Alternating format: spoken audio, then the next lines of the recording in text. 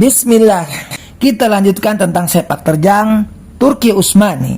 Setelah Sultan Salim yang telah menjadi seorang khalifah wafat, kemudian digantikan oleh anaknya, yakni Sulaiman Al-Qanuni pada tahun 1519 Masehi. Dan di masanya lah Turki Utsmani mencapai puncak kejayaannya dengan banyaknya penaklukan negara-negara Eropa dan sebagian wilayah negeri-negeri Arab di masa pemerintahannya yang panjang selama hampir 50 tahun, yang dimulainya dari tahun 1519 hingga tahun 1566 Masehi, dan kemudian mengalami masa-masa kelemahan, kemunduran, dan akhirnya kehancuran yang disebabkan oleh berbagai macam banyak faktor.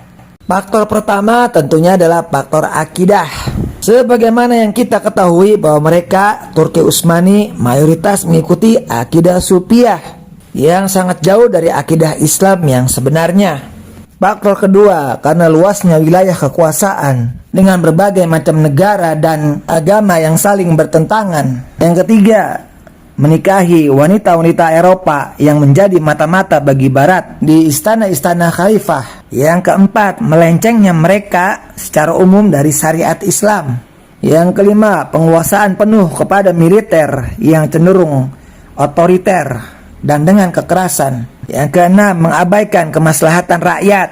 Yang ketujuh, munculnya berbagai gerakan dari kaum Zionis Yahudi. Yang kedelapan, munculnya berbagai gerakan revolusi yang ingin memerdekakan diri dari kekuasaan Turki Utsmani dan lain sebagainya. Hingga akhirnya pada tahun 1688 di masa kekuasaan Sultan Sulaiman II harus melepaskan negara Austria. Disusul kemudian tahun 1698 di masa Sultan Mustafa kehilangan banyak negara-negara Eropa. Dan terus berlanjut hingga tahun 1772 Masehi terjadi revolusi di Mesir yang dipimpin oleh pemimpin pergerakan Mesir Ali Bek Al-Kabir sebagai perwakilan atas ketidakpuasan bangsa-bangsa Arab yang dikuasai oleh Turki Utsmani yang merasa tidak mendapatkan perhatian sedikit pun untuk pembangunan dan kemaslahatan bangsa-bangsa Arab, kecuali hanya pungutan pajak, pembantaian orang-orang Arab, dan juga penjarahan yang dilakukan oleh tentara-tentara Turki Utsmani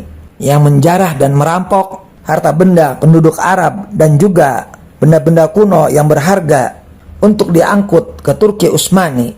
Bahkan yang paling hina, mereka berani mencongkel mencuri beberapa keping Hajar Aswad yang kemudian 4 keping diletakkan di bagian atas mimbar Masjid Sokolu Mehmed Pasha di Istanbul. 1 keping dipasang di Old Mosque dan 1 keping yang paling besar dipasangkan di makam Sulaiman Al-Qanuni, yang artinya hingga saat ini pun Hajar Aswad tersebut masih ada di negara Turki, Istanbul, dan tidak ada niat sedikit pun untuk mengembalikannya ke Masjidil Haram, Makkah Mukarramah, Saudi Arabia.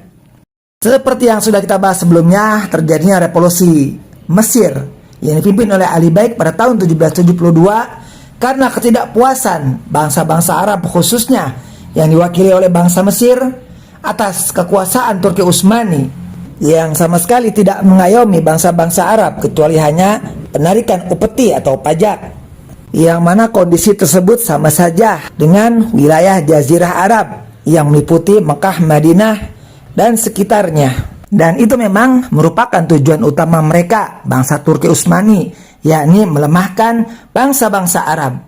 Terkhusus wilayah Hijaz berada dalam kondisi terburuknya, kemiskinan dan kebodohan tersebar di mana-mana, perebutan kekuasaan daerah antar suku, pencuri dan pembegal berkuasa, dan yang parahnya, kemusyrikan dan kebid'ahan merajalela di tengah kaum muslimin kala itu, yang merupakan warisan dari paham akidah Sufiyah dan tentunya Syiah.